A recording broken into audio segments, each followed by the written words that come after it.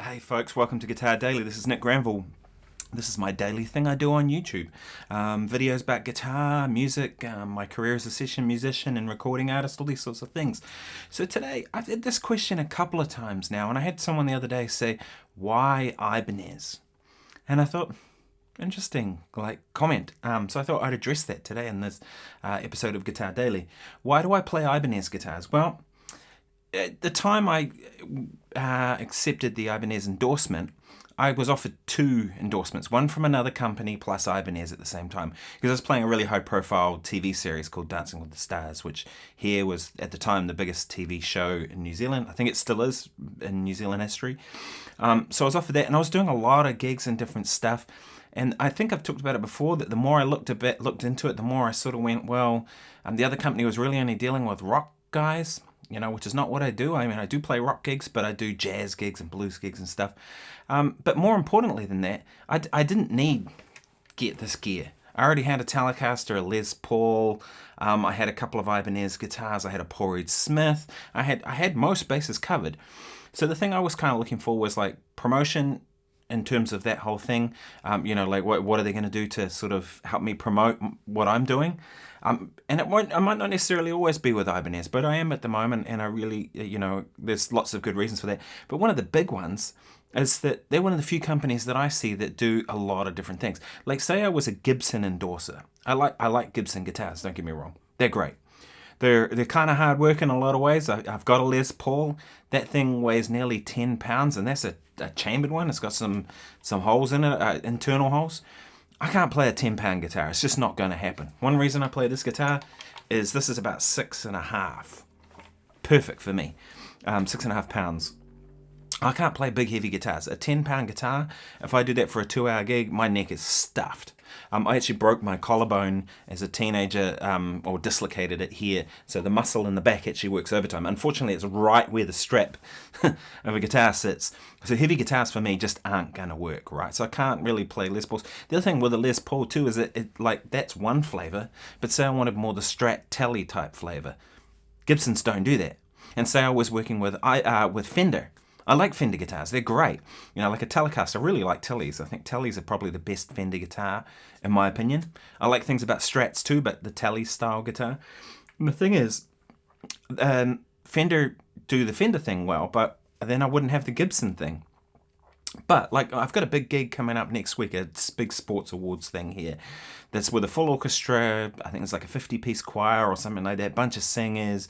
It's a big gig, about 1,000 people all seated for dinner. That usually they have all the Prime Minister and people like that at this gig. It's a big one.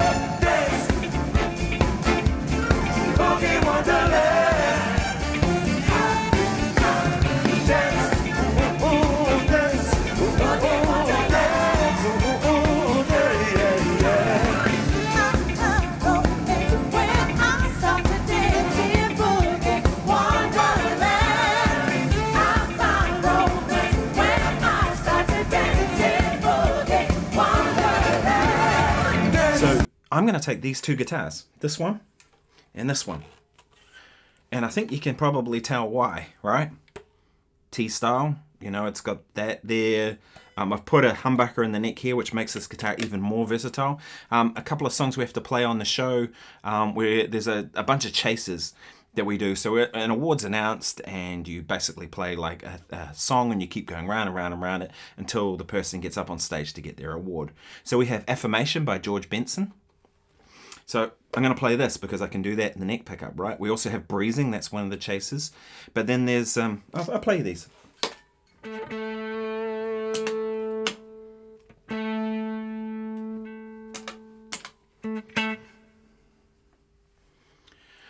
So on the gig, we're going to play these chases, and one of which is Affirmation by George Benson.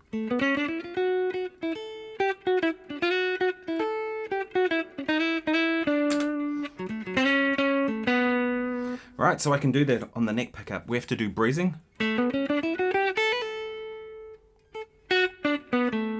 And then,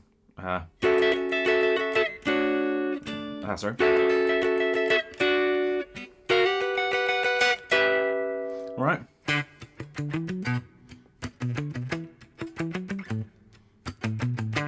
right? I'm going to have to do both of those, but then we're doing one of the chases is the David Axelrod thing.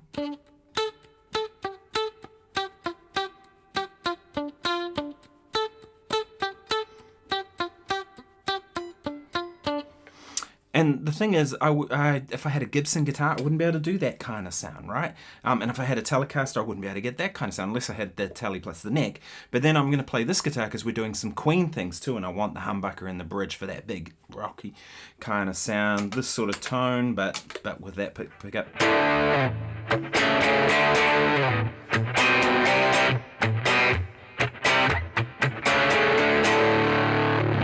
Right, that big kind of meaty rock type thing, and I've got a bunch of those solos to do. There is Somebody to Love.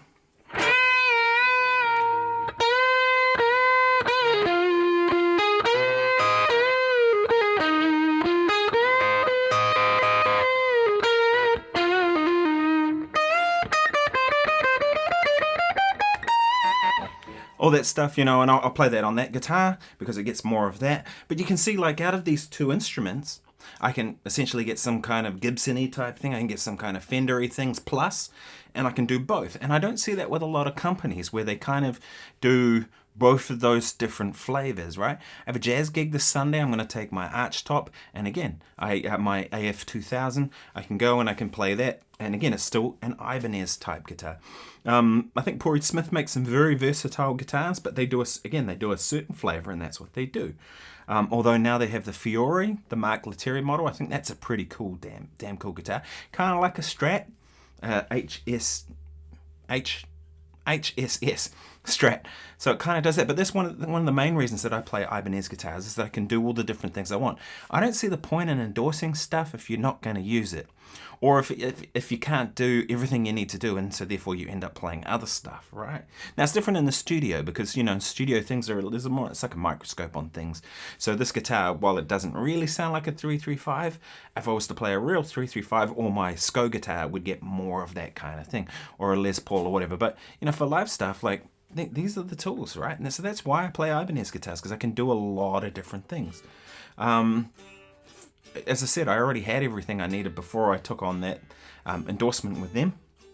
And it's been good so far. So anyway, I hope that kind of clears that up, and that people don't keep asking me, why Ibanez? I mean, they make great guitars. They've made great guitars for a long time. I've always liked their guitars. One of my earliest guitars was an RG type model. I forget the exact number, but I loved that guitar. That thing was just great. Anyway, thanks so much for watching. If you've enjoyed this, please subscribe to my channel.